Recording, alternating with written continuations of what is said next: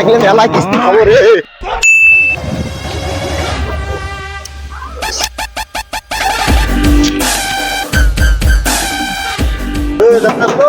কি আছে?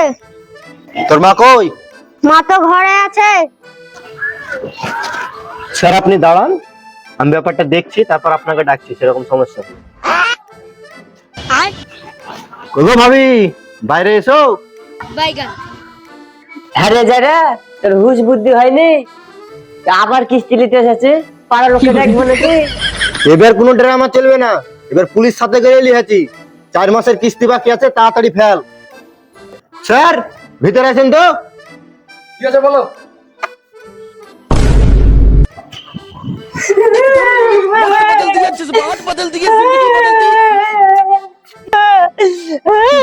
সব শেষ করে দিতে স্যার, বরবাদ করে দিতে স্যার। স্যার আমার সাথে রাত্রে দেখা করবে, আর এই জায়গাকে ধরে দেওয়া যাবে। হ্যাঁ, এত বড় চিটারি! চল চল চল দেখছি।